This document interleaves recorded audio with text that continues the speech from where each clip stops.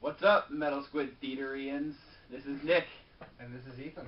And this is, you know it, you just heard it, Metal Squid Theater. Alright, so, I think I'm going to start today. I'm going to review an old album. It's called Toys in the Attic by Aerosmith. Now, I'm picking this because, number one, I haven't done a rock and roll one yet. Number two, everything I've been reviewing has been I've been getting into more recently, within the last year. I've been into Aerosmith since, 7th grade, dude. They've always been in my top 10 bands ever since, and I just feel the need to review their album. I'm reading Steven Tyler's book. It's amazing. You should read it. It's a great book if you're into Aerosmith, of course. Anyways, so let's get to it. First songs off of it that I ever heard were Sweet Emotion and Walk This Way. They're the mainstream ones. They were on the radio, all that kind of crazy stuff.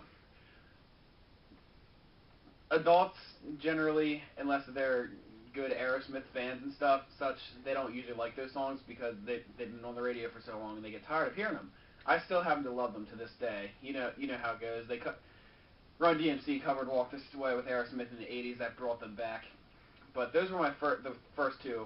Loved both tracks. I like all the tracks on it except one of them annoys me, and it's called Round and Round. It's this really weird thing. It's got a bunch of instruments doing the same repetitive thing in the background, and Steven Tyler just goes round and round and round the whole time, and it's kind of annoying. But all the other songs are good. There's some piano parts. There's some hard Aerosmith guitar parts.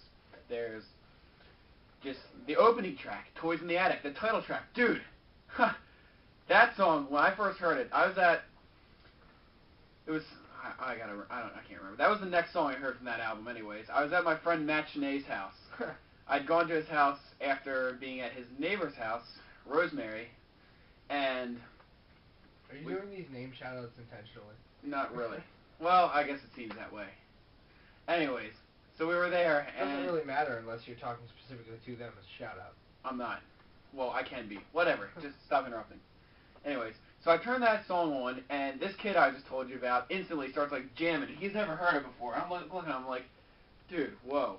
A little creeped out, but yeah, it's a great song. I played it on guitar here. That's a fun one to play. It's all fast. Steven Tyler does those weird noises with his voice, and it sounds great.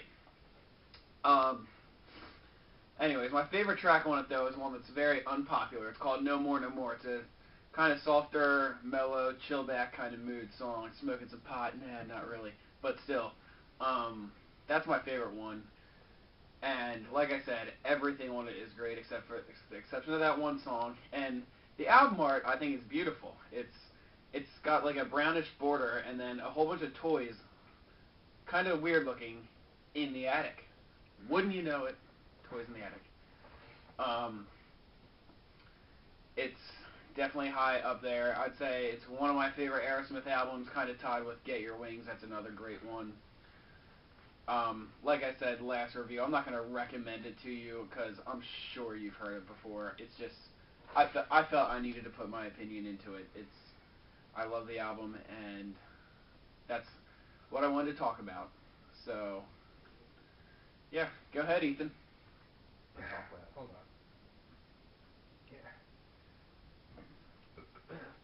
Dude, come on. Sorry. Are you going to cut this out? No. Okay. Yeah, sorry. I don't like burping. Seriously, I don't. I had to. Anyway, today I'm going to be reviewing another new release.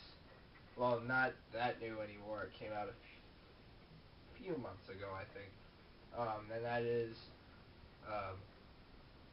Danza 4, the Alpha the Omega, by the Tony Danza Tapdance Extravaganza. And if you're not familiar with them, and I'm sure if you're not familiar with them, then that title sounded very weird to you. And the Tony Danza Tapdance Extravaganza is a very hard band to classify because they have elements of mathcore, grindcore, a little deathcore, progressive metal. You almost hit my face. Progressive metal, but they're very they're very experimental, and they play with polyrhythms a little bit, and sweeped guitars and all those kinds of things, and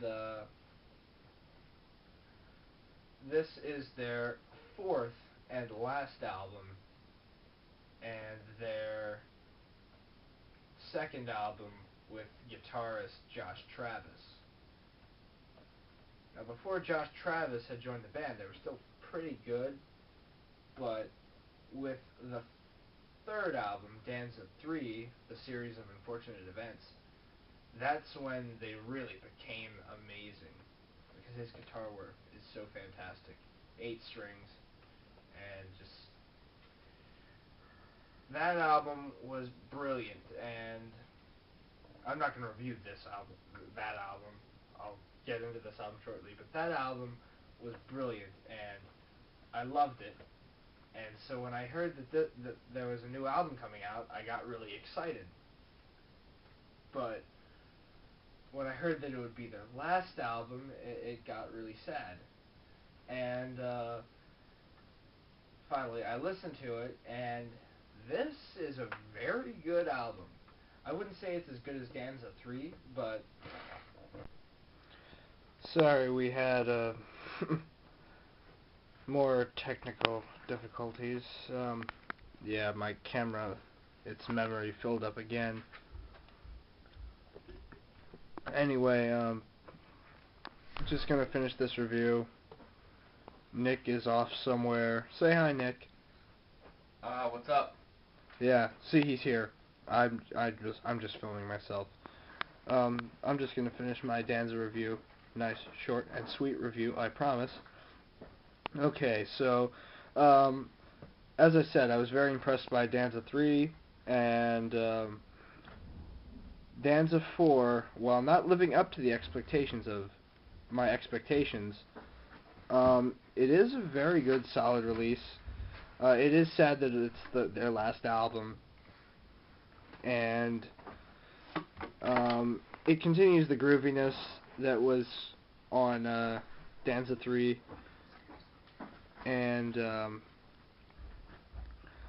it's not quite as technical, and it focuses less on the technicality and more on like the notes, which they'd never really done before. They've never been a very melodic band. They've always been more polyrhythmic and technical, and now they've moved on to a more melodic place in their musical progression. And I must say, it's a really nice way to end their career. I mean, it has these very like weird ethereal accents, I guess you'd say, kind of, I don't know what you'd call them, but it won't be heavy anymore, and there will just be this quiet ambience, and it's very, very cool. And standout tracks for me, I mean, I really enjoyed the whole album. One minor gripe, I don't like the amount of like interludes there are. There's like an interlude between every song, whether it's a separate track or part of the song before or after. But there are just tons of interludes, and if you just want to sit down and listen to an album, you know, it's really kind of frustrating to have to skip through all the interludes, or just listen to them. But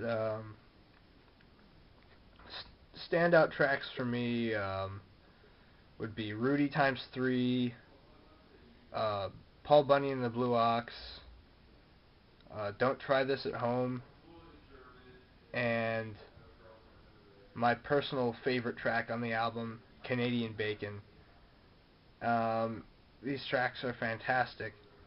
The entire album, for the most part, is fantastic. There's some parts of it that they could be improved, but it's a good final outing for the Tony Danza Tapdance Extravaganza, and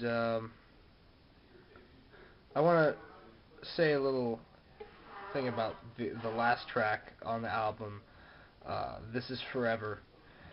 That track is the perfect last track for this band. Like, this is their last track ever, so This Is Forever. And I just think the title speaks volumes, and the lyrics are almost kind of a farewell to all the fans and a thank you. And I mean, in the album, just a little side note, there is a little part where they say that they'd like to thank their families and everyone serving in the United States military. That was at the beginning of the track, Hold the Line.